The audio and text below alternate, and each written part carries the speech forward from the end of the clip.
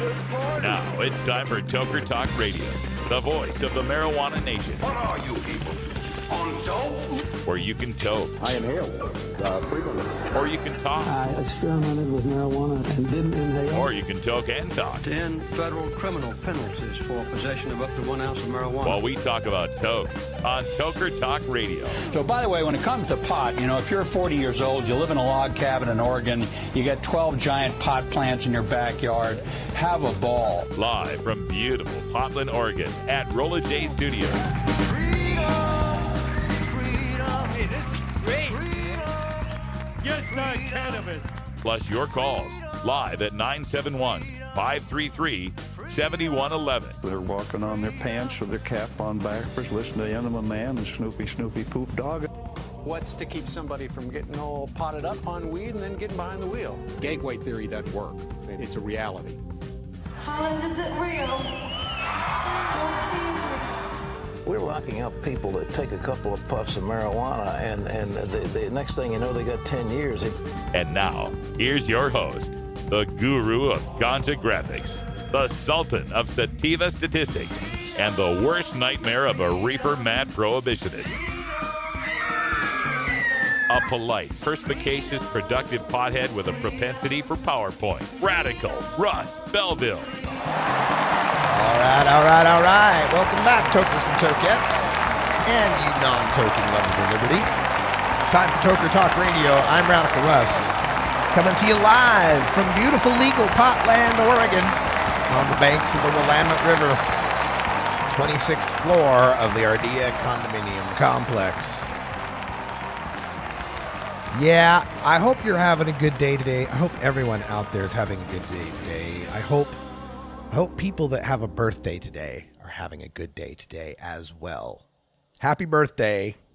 So, we've got some Seattle Hempfest highlights coming to you here in this hour. My third speech of the Seattle Hempfest, one you haven't heard yesterday, or didn't hear yesterday, from the Kevin Black Memorial Stage. We'll get that on for you. Plus, I'm sitting in with Chief Greenbud on the main stage with I Just Want to Get High. And then for our 20 after break, we'll hear the Groovin' Higher Orchestra. Oh, man, I love this band. 14-piece band. Full horn section. Kicking some old school jams. We've got an old school jam from, well, you know it's old because it's the year I was born, 1968. So I'm just going to leave it at that. We'll put this out in the chat room. Y'all can ruminate on this. What song from 1968 would be played by a big band with a horn section that plays rock music? Think of 1968 tunes with big horn sections. Let's see who in the chat room can figure that one out. Also, we've got some great interviews that I did at the Seattle Hempfest. We've got Martin Lee from Project CBD, and he joined us to talk a little bit about other cannabinoids. We talk so much about the CBD, of course, is gotten very popular, and then THC, of course, obviously. But there's a whole bunch of other cannabinoids in there. CBN, CBC, CBGB. No, wait, that was a punk club.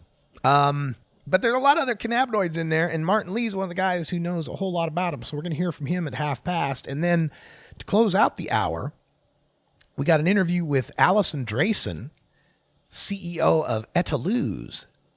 They're an edible products company in Washington State. We talked to her about what's going on in Washington. It was a great time at the Seattle Hempfest, let me tell you.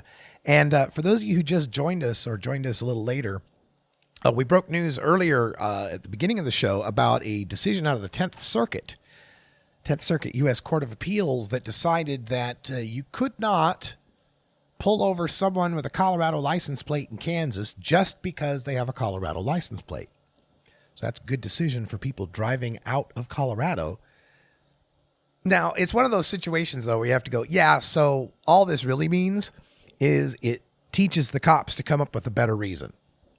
Right. When they see the Colorado license plate, now they have to actually lie about the improper lane change or the drifting in the lane or the the one little license plate light in the back that's too dim, or the window tint that's too dark, or whatever the excuse is that they make to pull you over. There's always a good excuse, right? But we're making progress. We're getting more and more of these courts to come up with sensible decisions. We're getting more and more people to understand jury nullification so that in some jurisdictions they can't even seat a jury for a simple possession case. In some jurisdictions, prosecutors are telling the police, don't even bother to bring me any cases that have to do with simple possession because I can't get a jury. If you don't know about jury nullification, please look it up. FIJA.org will tell you everything you need to know. We're back with my speech at the Black Stage right after this. This is the Russ Belville Show on CannabisRadio.com.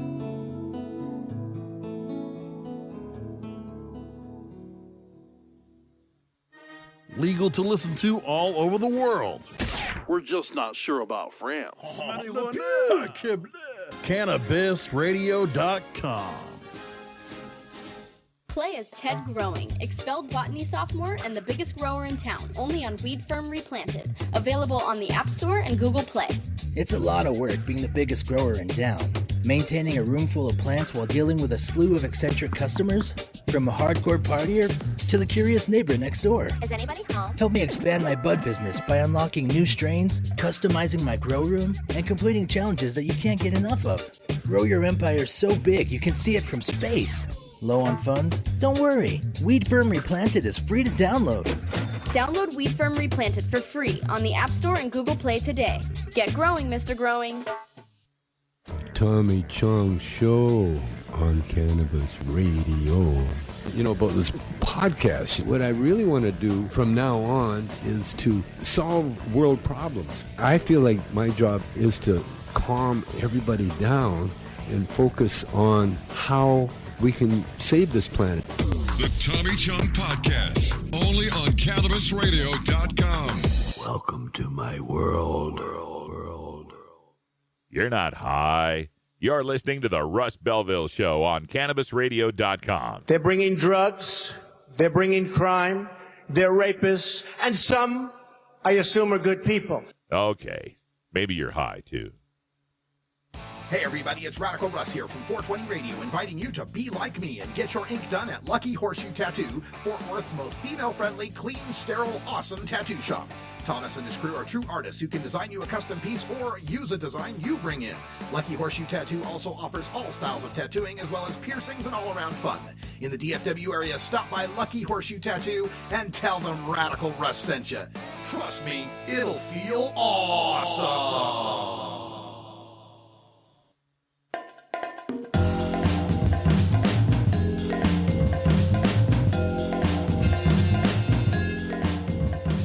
Remember, friends, there's more to life than marijuana. I just can't remember what it is. Why'd I come in here? You're tuned into the Russ Belville Show, the voice of the marijuana nation, only on CannabisRadio.com. All right, we got more of those highlights from the Seattle Hempfest. Took place last weekend, silver anniversary.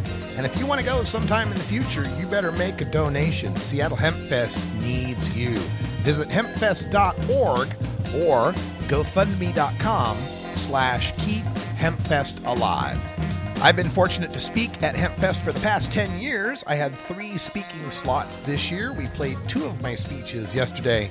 Today, my final speech from the Black Stage at Seattle Hempfest. Enjoy. This is Russ Belville. I know him really well. You think I could just rattle this off, but no. Russ Belville's been doing this for a long time. Just a fun fact, Russ Belville and I are both wearing our Boise, Idaho Hempfest shirts from just 6 days ago. I introduced him at Boise because Russ is magically from Boise. He doesn't live there now, but that's where he's from, and he wanted to go back and try to legalize medical marijuana in the one state in this area that doesn't have any medical protection. But he is mostly known as the executive director of 420radio.org, the host of the Russ Belville Show on CannabisRadio.com, a live weekday talk show, radio show that's been called the NPR of POT. That's pot. And you can also catch his twice weekly Radical Rant column in hightimes.com. Please welcome Radical Russ Belville. Thank you, Steve. Fun. Give it up for Steve. Welcome to the, where are we? Kevin Black Memorial Stage. I'm Radical Russ Belville. Like I said, I'm on CannabisRadio.com. I do a live daily talk radio show for the cannabis community. So whenever there's news, there's studies, there's polls, I'm covering all that. It's just like the news, except it's about something you care about. So check that out on CannabisRadio.com. I also write for High Times. You can catch me in High Times Magazine from time to time. HighTimes.com twice a week. The column's called Radical Rant, where I go off on whatever it is that made me mad this week. And here's something that made me mad. I went back to Boise, the Boise Hempfest. I wore the Boise Hempfest t-shirt because I'm originally from Boise, Idaho. Go Big Blue. I was the last Buster Bronco on green turf in Boise, Idaho. That's how old I am. And I went back there because as much progress as we're making, there's still a lot of places that have yet to make this progress. And we need to remember, as good as we may have it, others out there are still struggling. Thinking back that this is the 25th anniversary of Hempfest. When this Hempfest first started, there were 0 legal states, 0 medical states, 0 decrim states. You just got busted if you had weed. I started coming to Hempfest in 2004. At that time, there were 8 medical states, 0 legal states, and about 12, 11, 13 decrim states. Now, 25 states that recognize some medical use of cannabis, 4 that have legalization, 21 that have decriminalization, 21 that have industrial hemp, 16 that have CBD-only laws. In fact, there are only 7 states left where there is absolute marijuana prohibition. Where it isn't legal for anybody. We don't care if you're a patient. We don't care if you're a kid. We don't care if it's CBD. We don't care what. It's absolutely illegal in just 7 states. And those states are West Virginia, Arkansas, North Dakota, South Dakota, Kansas, Nebraska, Indiana, and there's an 8th one, and that's Idaho. And Idaho's completely surrounded. There's legal in Washington and Oregon. They're going to legalize it in Nevada. They've got CBD in Utah and Wyoming. They've got medical in Montana. And then above them in Canada, they're going to have legalized, and they've already got medical. Idaho's completely surrounded. But there's a lot of states out there like that, and they're fewer and fewer as time goes on, because this election season, we got North Dakota on the ballot for medical marijuana. North Dakota. Unbelievable. And we've got Florida on the ballot for medical. And the polls are looking real good there. We got Arkansas on the ballot, and here's some breaking news for you about Arkansas. They have 1 medical marijuana on the ballot. They've got 2. They're going to have 2 different medical marijuanas to choose from. Hey, which one do you like better? There's in Arkansas, of all places. Montana is voting on medical marijuana. They're voting to fix their medical. A lot of people don't know, but Montana passed medical in 2004, but in 2011, their legislature repealed medical marijuana. The governor vetoed that, and that saved medical, so they came back and they said, all right, we're just going to gut it. We're going to say you can't have dispensaries. If you're a caregiver, you can only care for 3 people. If you're a doctor and you recommend for more than 25 patients, we're going to have the medical board look up your records. There's little kids, so I didn't want to say. We're going to have the medical board look up your records and audit you and get you all intimidated. Now, there's been a lot of court battles over that in Montana, but the long story short of it is we lost those battles, and at the end of this month, August 31st, those restrictions go into effect in Montana. No more dispensaries. Caregivers caring for 20, 30 patients have to pick 2 or 3. That's all they get, 2 or 3 now. And for the doctors now that want to recommend, they got to worry about losing their license if they talk to more than 25 cancer patients or 25 AIDS patients, whoever it is, pain patients. So there's battles going on all over the country. And don't think that the legalizations are slam dunks either. Now, the latest polls in California are 64%. California's looking pretty slam dunk. Latest polls in Arizona are 43 versus 49. We're behind. More people want to vote against it in Arizona. Nevada, the polls are 50%. They're right on the edge. Massachusetts, the polls are at 43.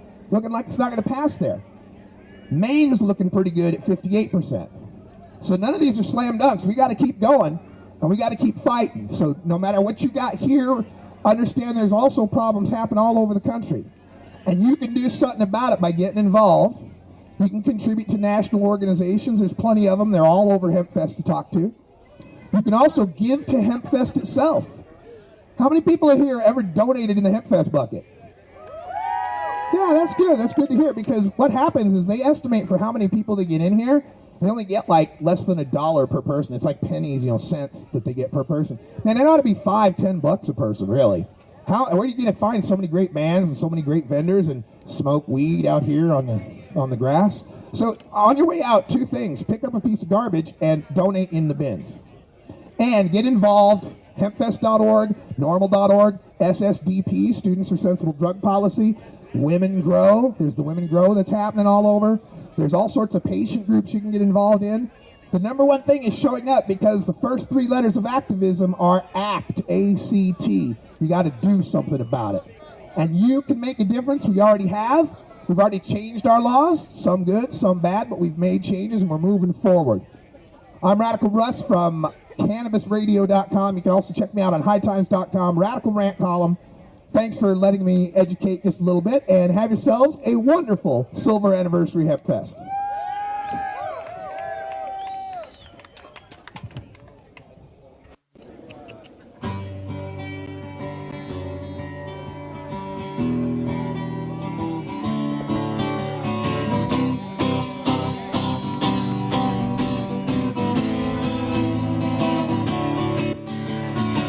Got a problem, I don't know what to do. Every time I smoke weed, my girl comes unglued. She gets her granny panties all up in her wad. If I fire up a bowl of really good pot, I don't want to offend her little delicate nose, but I need a buzz, and that's just how it goes. So when she's got a problem and I wanna get stoned, I start contemplating about living alone. 'Cause I just want to get high. It's what I really want. I just want to get high. I like to smoke a lot, I can't believe she doesn't realize. I just want to get high. I just want to get high.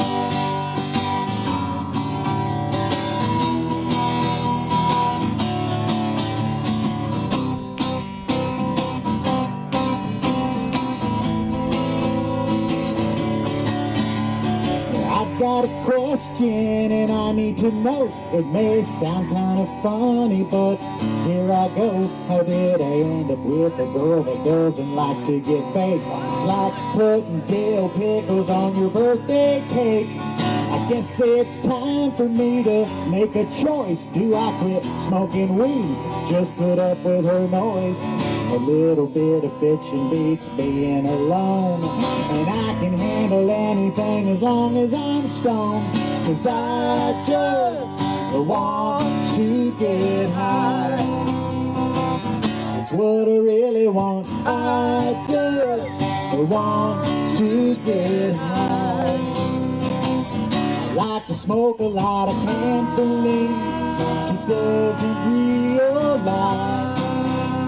She really don't know that I just want to get high. I just want to get high. I just want to get high. It's what I really want. I just want to get high. I think I need to get high.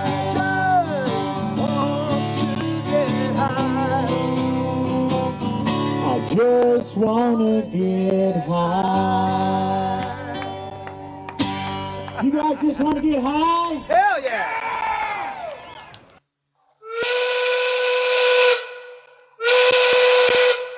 We're on a mission from God. Oh, that's right. It's 4:20 here in the Pacific time zone. Time for us to take our union-mandated safety briefing, and when we come back, we will play the coolest rock song with horns from 1968. Nice guess with Chicago's 25 or 64, but that was from 1970. And it means 3:35 or 3:36 in the morning.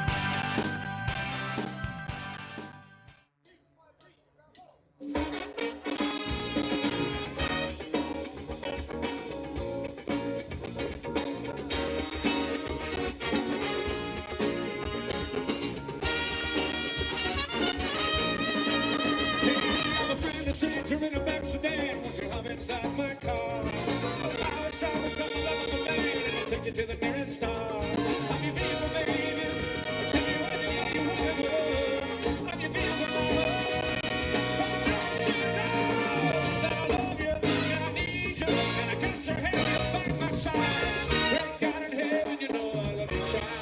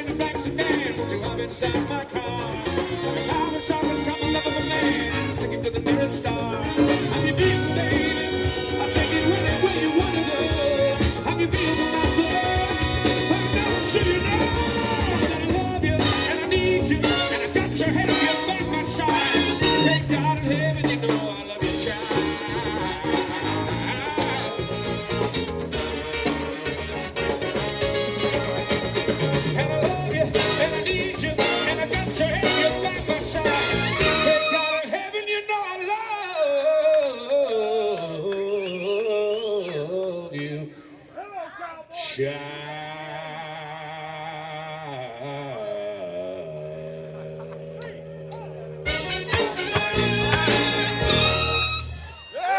Thank you. Yeah! You'll never see me driving a van, I'll tell you that. Being green is good. Growing green is good. Making green is great. CannabisRadio.com. The next generation of vaporizers has arrived. Vuber vaporizers are blazing the way with unparalleled technology for oil, concentrate, or dry flower pens. Providing unsurpassed customer service and expert craftsmanship, Vuber vaporizers use cutting-edge technology, providing a power-packed, smoother vapor with a lifetime guarantee. Experience vaporizing the way it was meant to be. The Vuber way.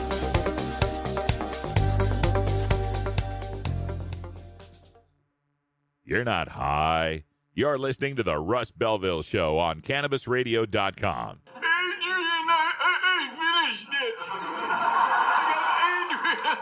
Okay, maybe you're high, too. NORMAL stands for Responsible Adult Cannabis Use. If cannabis use is causing problems in your life, consider taking a break or seeking medical assistance. Consider ceasing cannabis use if you have a family history of mental illness. Don't drive or operate heavy machinery while impaired by cannabis use. Cannabis use is not without risks, even though the risks may be far less than those posed by legal drugs. New beginner guitars and banjos are often constructed much better than ones built before your time. Why struggle? Get a new instrument or fix the old one. The trusted professionals at the Fingerboard Extension will evaluate your instrument for free. Repairs are priced for people who work for a living. Stop by the Fingerboard Extension downtown Corvallis at 120 Northwest 2nd Street today, or check out its inventory on the web at fingerboardextension.com.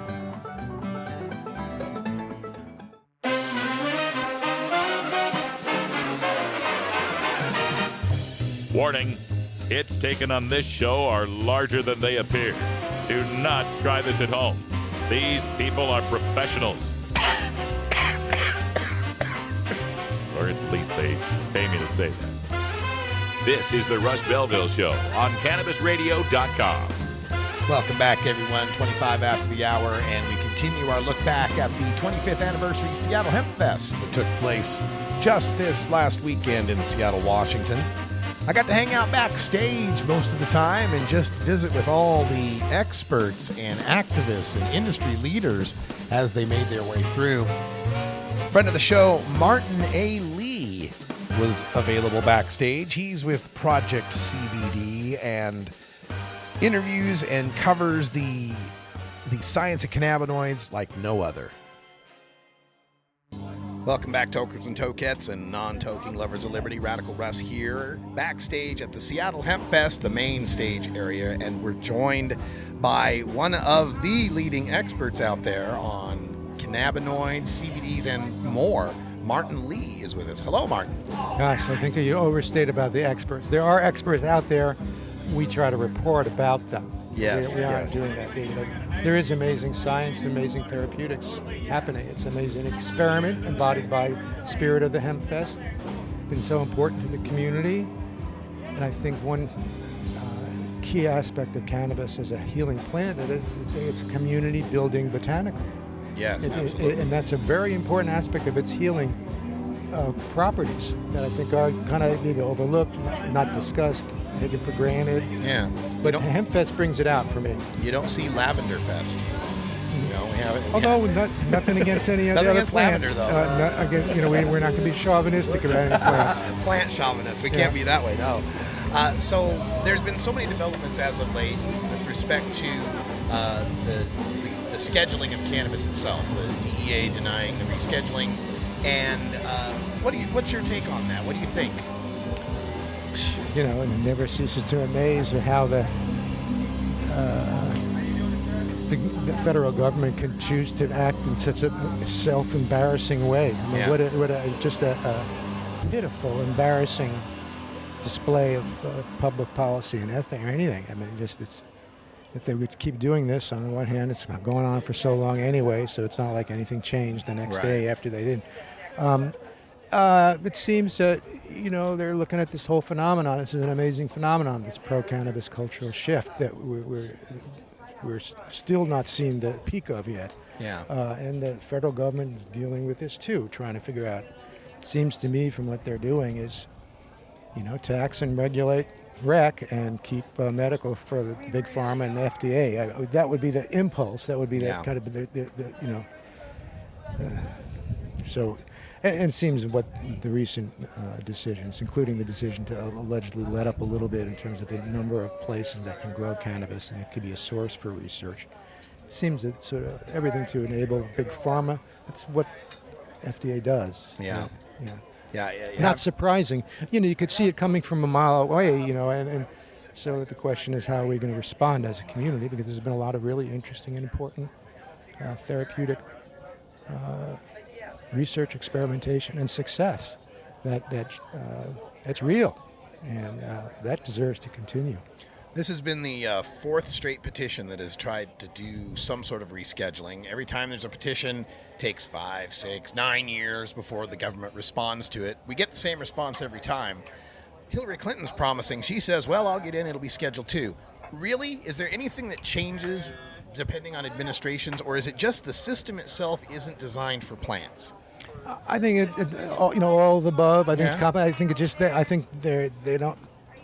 The powers that be, to the extent that they try to implement policy to harness these movements in the direction they want.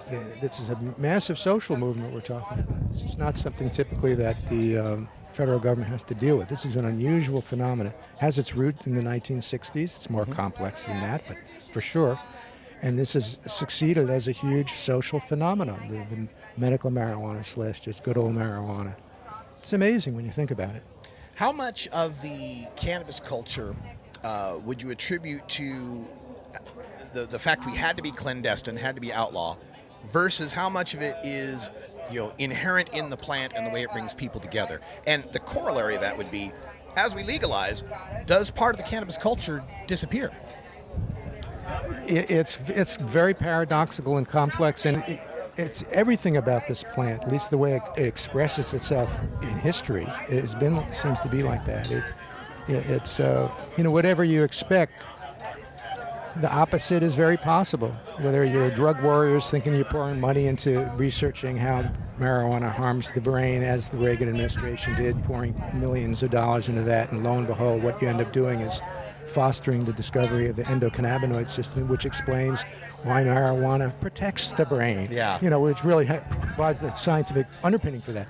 And then here we push so strong to legalize, thinking that's the next step beyond medical, and it would enhance access even more for patients and everybody, however you want to talk about it. And then look what happens in Washington, boomerangs in everybody's face. Seems what any part of the, whatever your angle is toward cannabis, got to be careful, because it's like a trickster. It'll play tricks on you, and I think impossible to predict. But I think there's certain realities in the society that you can't ignore. I mean, what was the whole Bernie thing all about? People recognize there's something very unfair the way the money's portioned out.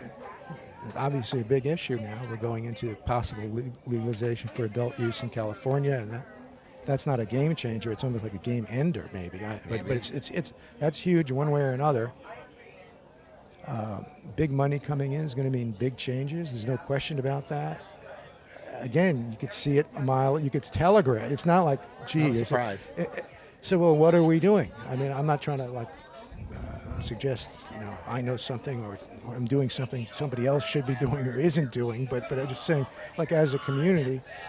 We're hearing all along, like in Washington, they were saying they will not tolerate two coexisting distribution systems. Okay, they kept saying that. Was anybody paying attention? I mean, I think we were hearing, but it just, nonetheless, look what played out recently in Washington State. And, which still, it's a doozy. And coming here, in the middle of a great Hempfest, a great weekend, but yet everything is hanging in the balance in terms of so many changes right now that are pending for the cannabis community, or at least we used to call it that, now industry or whatever. The whole thing is what a wave that's building. And no doubt. Sometimes I think about what happened in Germany when the Berlin Wall came down, and you had the folks that I would draw a parallel to the Hempfest organizers. In East Berlin, in East Germany, there were anarchists and punks and ecologists and kind of cool Protestant pastors and bicyclists, and they had a strong oppositional community, political and counterculture, and that was the seed of the changes that happened there. And yet, when the Berlin Wall came down, which is not necessarily what they were aiming for. They were aiming for a just society, whatever form it would take. But like a tidal wave, it just completely overwhelmed that movement. And with a unified Germany, and and I look at this situation, I think, is this like this? Here, it's like frozen in a moment. You just see it coming. But what can you do? It's what a time. We are definitely witnesses to history unfolding in front of us. We're speaking with Martin Lee, and let's talk about what we've learned recently, because people now, at least the listeners to my show, are educated on THC and CBD. They were pretty clear on those. Tell us some of the things that are happening with other cannabinoids as far as discovering what they're for, how they can be used, and so forth. Well, the scientists have identified various cannabinoids, with THCV and THCA and CBG and CBC, and you can it's a whole alphabet soup of amazing molecules. Generally, they only exist in the plant in very, very small quantities. Most often, there's a few anomalies, but and one can go and look at these specifically. Something like a THCV, tetrahydrocannabivarin, it's called. It has a certain adjunct to the molecular structure, or a little chain, but it does something very interesting. It's one of the there's actually only 4 cannabinoids of the 100 that's been discovered that bind directly to cannabinoid receptors in the brain and body. THC does. CBN, a breakdown product, does. And it turns out THCV does also. Generally only found in very small quantities, except a few African strains. We have a few now in California that are growing out. Black Beauty is one of them. But, in a certain area active. And what this THCV does, it binds to the CB1 receptor in the brain, the cannabinoid receptors that mediate psychoactivity. It binds to it, but it blocks it. THC binds to it and activates it.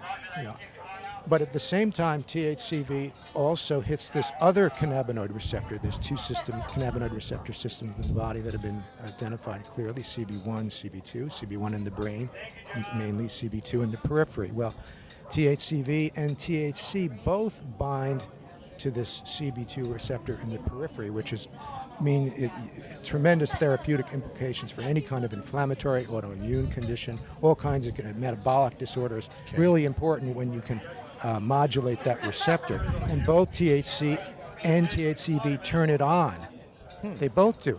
And in some conditions, particularly conditions that express excess, a lot of conditions are expressions of what you might call cannabinoid deficiency. Dr. Ethan Russo has talked about clinical endocannabinoid deficiency, low levels of these marijuana-like molecules in the brain that occur naturally.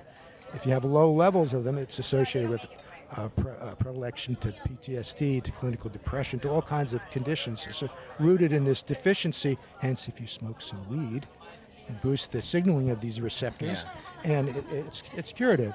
But what's interesting, there's certain diseases that express excess in endocannabinoid functioning, obesity, diabetes, certain heart conditions, liver conditions. And in those situations, you don't want to activate the CB1 receptor too much. If anything, you want to calm it down. But you do want the CB2 receptor activated in the because and so THCV is ideal for that, particularly when combined with CBD, which also has similar effects, but through different molecular channels. So that's like a hugely exciting. That could be a killer app for. So THC is a brain THC and THCV is a body THC? No, THCV also goes to the brain, but it attaches what it does in the brain, it acts differently than THC does. But it modulates the same pathways, but in different ways. But in the periphery, they do the same thing. So again, it's a combination of what you asked one example of. But there's dozens of things like that. You can get very arcane and very specific. I personally find it really interesting as a non-scientist to learn about this. It's been really a kind of an adventure, I have to say. Where it's really at is with patients using these things. Doctors slowly getting onto it, and there's a lack of doctors really in this area. That's been a big problem, and at least in California, where Project CBD is based, that we see. But people are using these medicines, sometimes with great success, and we're learning about you. Now we're beginning to see patterns, and it's very exciting, and I would hate to see that truncated in any way. That's a great laboratory experiment in democracy. That's how we think of the medical marijuana experiment. CBD has been a very important part of that. It's not the whole ball game by any means, but certainly it kind of italicizes the therapeutic aspect of the plant in a way. So we're right in the thick of it in that regard. So Project CBD time. is branching out to include these other cannabinoids then? We always had. The projects, it's even broader than but we emphasize CBD because at the time, no one really knew about it in the medical cannabis community, and it was a way of saying, hey, THC is not the only game in town. And we thought politically that was actually an important message and an empowering message. And it has been. In fact, but again, like you say, things don't always work out the way you think. I would never have predicted CBD-only states and all this. Oh, God. That's not what we were thinking. But okay, that's the plant, the trickster again. I did want to get to that subject of the CBD-only states. And do you see more of those happening, or are they going to get the hint or get the message that some THC is necessary in these cases? I think that's pretty understood within the community. The THC or THCA, really important addition to the mix there. Yeah, but it's chaos out there. Every state has its own level for what's permitted. In North Carolina, 0.9% THC. Federally, it's 0.3. In Texas, it used to be 0.5, but they got jealous and they want to make it 1. To be the biggest. I don't know. And every state is different. It's sort of like that. It's complete, and in every situation where it's CBD only, it's really, you don't have a functional distribution system or anything. But it does make people, and sometimes explicitly, it's protective of families that if they want to try to get some of this hemp oil online or whatever, that they can at least do so without feeling they're breaking the law. In some states, recognizing that they can't supply it, even though they've made a law, they allow citizens of their state to get it from another state. So many complexities, like you say. It's somewhat of a trickster plant. Martin Lee and Project CBD is a .org, isn't it? Yeah. ProjectCBD.org. You can learn a lot there, so check them out. Anything else we need to tell them? Books or appearances that you'll have, or other contact? Busy time, but definitely plug it in the Project CBD website. If you're in Northern California, come visit us at Emerald Farms. That's a really special, unique dispensary in Hopland. It's the southernmost town in the Emerald Triangle in Mendocino County, and it's a green technology wonderland. It's a permaculture learning center. It's all solar-powered, green buildings, and wonderful, not CBD only, but certainly strong CBD inclusion in a dispensary, and just a beautiful spot. Russ, if you're ever by there, come on and I'll make my hang way on down the deck. I-5. Hang out on the deck, overlooking the ponds. I would love to. Martin Lee, thank you so much for talking to us, and have yourself a great Hempfest. Thank you. You too. Great speaking with Martin Lee backstage of the main stage of Seattle Hempfest. We've got plenty more from Seattle Hempfest coming up for the rest of the week, but if you can't wait, you can get it now on demand through my SoundCloud page, soundcloud.com/RadicalRuss. We're going to take a short break, and when we come back, another interview from Seattle Hempfest. It's Alison Draisin, the CEO of Edeluz in Washington State. And a little bit about being a marijuana-infused product maker in Washington when we return.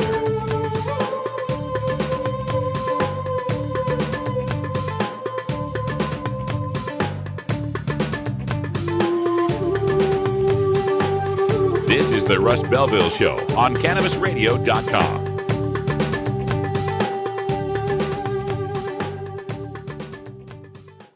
Cannabis use isn't the only thing growing. So are we. Grow with us. CannabisRadio.com. Tommy Chong is ready to cut through the smoke and change the tone of Tilk Radio. During Dance with the Stars, I started feeling discomfort. Yeah. And not only that, I was doing these old man smells. And it was kind of embarrassing because, all the Dancing with the Stars crew, cast and crew, they were all young kids. Yeah. And then all of a sudden, this old guy would come along and do one of those silent farts, that you don't know you're doing it. Yeah. And all of a sudden you smell, and everybody go, what the hell smells? And, it was me. And so I'd scurry off to the bathroom, and that's when I knew that there was something wrong. The Tommy Chong Podcast, only on CannabisRadio.com. Welcome to my world. Get the latest updates on the Russ Belville Show by following Radical Russ on Twitter and liking the Russ Belville Show on Facebook. Coming soon to a city near you, Cannabis Finance Boot Camp. Get all your cannabis accounting, legal, and compliance questions answered by their knowledgeable panel of industry experts who want to help your cannabis boom. Whether you're a grower, dispensary operator, or a newcomer to the field, your cannabis needs Cannabis Finance Boot Camp. For information on upcoming events, visit CannabisFinanceBootCamp.com.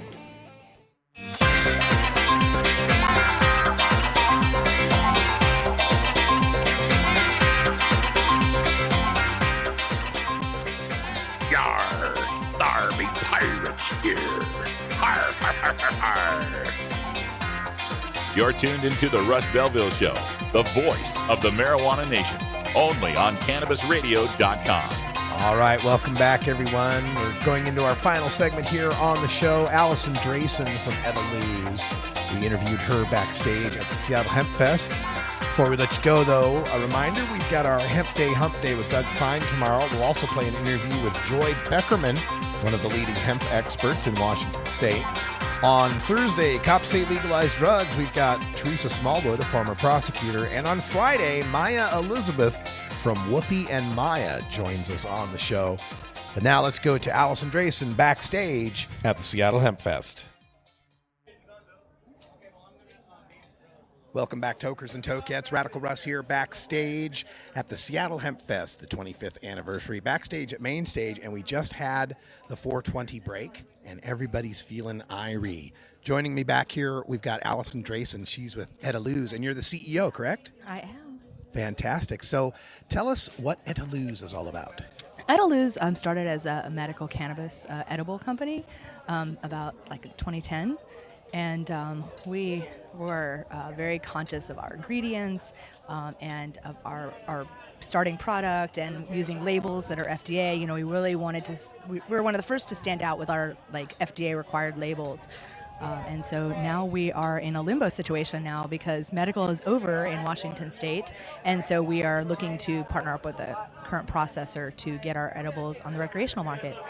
Are there moves on this new hybrided recreational medical thing that they're Frankensteining together here in Washington? Anything as far as your regulations as labeling goes? No. Well, the new market, there's no cannabis to even make medical at this point because it just started July 1st. Okay. So it's going to take, it takes a while to grow a plant. This is like the start over. This is the start over. But one of the sad things is the medical community that we built up here that is now, it's like we're homeless. And we've all kind of having to find other areas within the community it's the new community of cannabis. Yes. Wow, it's going to be a lot of change going on here in Washington State for a long time, it seems like. One of the hazards of going first, perhaps. I have such mixed feelings about it. I think we all do. I think it's we wanted to stop arresting people, but I get it. And I definitely don't want our prisons filled with plant prisoners because it's such a waste of money and resources. But I also see that the loss of a community that we built up over the last 5-6 years is just it's sad. Even those who have already gone on into the new regulated system are having issues with being torn of what to do. So it's been fascinating to observe it all. It's an interesting study too, being in the Pacific Northwest, and I'm based in Portland. We legalized 2 years later, and at least from what I hear from the people in the medical community, doing a far better job of the integration and the rollout. Why? They're both agree. Pacific Northwest states. They both had similar medical marijuana laws. Why the difference? I have no idea, but you guys are much more progressive down there in Oregon. You get your home grows. I mean, you're not with issues. Yeah, they cut them down a bit. But I'd like to think that in Oregon that they looked at the mistakes that Washington made and are trying to do it better. That's all I can hope. And at this point, it's the best model that's out there. Well, thank you. I tend to agree. Oregon's doing it really well. Aside from our Eastern Oregon compromise, I'm not too much of a fan of that. But I don't know the full laws of Oregon. I just know that there's a lot of people who are migrating down to Oregon because they find that they can still serve patients in an economical way and in a positive way, and that your laws are so much easier to deal with down there. Well, I'm hoping what happens is there ends up being this cross-border competition. And when I thought there already was. Well, and as these best talents start to flee south, maybe that starts to change. You guys are minds. getting lots of good growers that I know are coming down. No kidding. Super and great hash makers too. Yes, we are. We're speaking with Alison Draisin. She's with Edeluz. Is it Edeluz? Edeluz. Just Edeluz. Yeah. Okay. So the name actually came from my grandparents. My grandmother was Ethel, and my grandfather was Lou. And I'm from the South, from Charleston. And so I took all my grandma's recipes, and that's how I started my edible company. So I took their two names and combined them to form Edeluz. Yeah. So do you still have relatives in the South? I do. Oh, my family is very entrenched. I'm like an 8th generation Southern. Wow. I don't. Southern Belle. I was at some point. I liberalized. Yeah. So that's always interesting to me. I'm from Idaho and had to leave my whole family behind because I couldn't stay there and keep out of jail. Being from all the way across the country, has that been difficult for you? Hell no. No? Hell, my parents have been really supportive. You know, they see the good work that I did in the medical community, and they just, it's like I use the opportunity to educate them about cannabis so that then they go and educate their Southern friends. And every time I go home, they're like, oh, did you bring anything from the West Coast? I'm like, I don't know about all that. There might be something in the freezer. That would be a crime, wouldn't it? It would totally be a crime. I would never do that, ever. Illegal. I'm so law-abiding. But I guess I get the feel that those people deserve medicine too. Sure. And it's really hard being on the West Coast where you can get medicine anywhere you need some decent medicine. And the fact that those people are sick too, don't they deserve to have access to the plant? Yeah, and what's changing a lot of minds, I find, are the edibles and even more so the topicals. I've been telling people, you want to legalize marijuana, get grandma a topical. That's how I started with my family. My dad had bad knees, and I got him some cannabis basics, giving her a little plug there.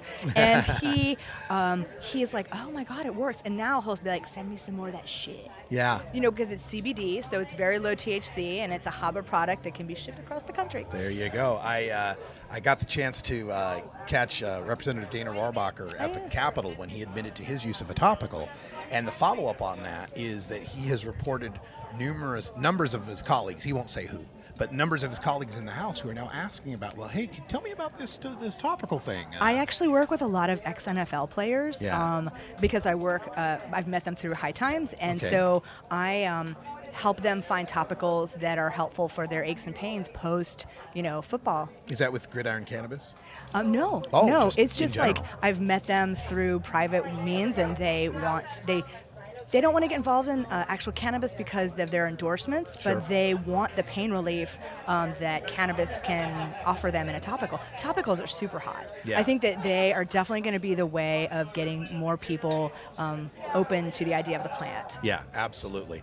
On the edible side of this, I was speaking with someone earlier about how it was edibles were kind of the surprise for a lot of us, both on the prohibition side and on our side, as to A, how popular they were, and B, how much they'd become part of the prohibitionist repertoire against us, particularly with the little kids and the overdoses and the ERs. Give me your thoughts on the edibles, and I know you have some tips on overdose. I do. I've been hearing a lot of people out talking publicly about that there are no antidotes for THC. Yeah. But Ethan Russo in the British Journal of Pharmacology in 2012 wrote about antidotes using terpenes such as limonene or pinene. Limonene can be found in orange juice, in lemonade, pinene, pistachios, pine nuts. I always keep those in my house in the event, because there have been times when I've eaten the wrong capsule of THC, and it turns out it's way higher. Drink a little bit of lemonade, and I can honestly attest that it works. Wow. In the High Times house, that's how I started to piece it together. In the judge's house, they would have lemonades, orange juice, the pine nuts, and the pistachios. And I had asked Elise McDonough, who I saw you interview earlier, I had asked her why. And so it all came full circle with the knowledge that I learned from Ethan and what they were doing at High Times.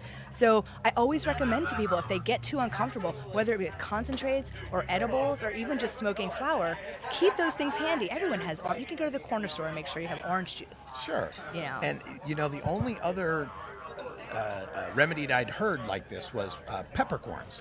Well, you can sniff pepper, but it's so much easier to orange juice. I mean, pepper is a little weird. That's the beta-carotene, beta-grapholine in the black pepper that helps with the mitigation of the delta-9s, like the limonene and the pinene.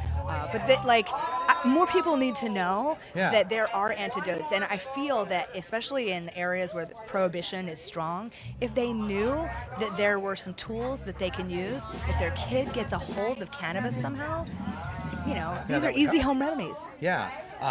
But now I have the dread realization that the lemonade I've been having at lunch has been killing my high. It is. It does. In the same way that having a high CBD also mitigates the effect of the Delta-9. So I actually know people who can tolerate higher levels of THC because they are ingesting CBD in their daily regimen. But if you're mitigating the effects of your Delta-9 when you're drinking lemonade or orange juice with your cannabis intake. And going the other direction, mangoes. Mangoes will get you even higher. Yeah. Isn't that amazing how terpenes can work that way? I love terpenes are my favorite. Like, it's just amazing the synergistic effect that they have with the THC. Yeah. It's the awesome, wonderful thing about our plant, the cannabis plant. And this gets referred to, Dr. Gupta refers to it as the entourage effect. Others have called it the entourage effect as well, but I think that's maybe where the mainstream heard of that term. And that's a big part of it, these terpenes. And I'm starting to find now people that are extracting terpenes from other plants. They are. And adding them to their cannabis they products. They are. And I actually took a class at Bastyr on essential oils. And we learned that it's non-toxic. There are some people out there who say it should only be cannabis-derived. I feel for patients, cannabis-derived terpenes are important for them to get that synergistic effect. But if you're on the recreational market, I don't feel like that there's a problem with the products of terpenes that come from other plants. Yeah. There's also the synthetic, the compounded terpenes that are made in a lab. Yeah. Everyone has their own perspective of that. It's fascinating how much. But they are selling them. Oh, yeah, they are. They are selling them isolated, and they're selling them for very expensive for 10 drops. Very, like $100 for 10 drops. That's crazy.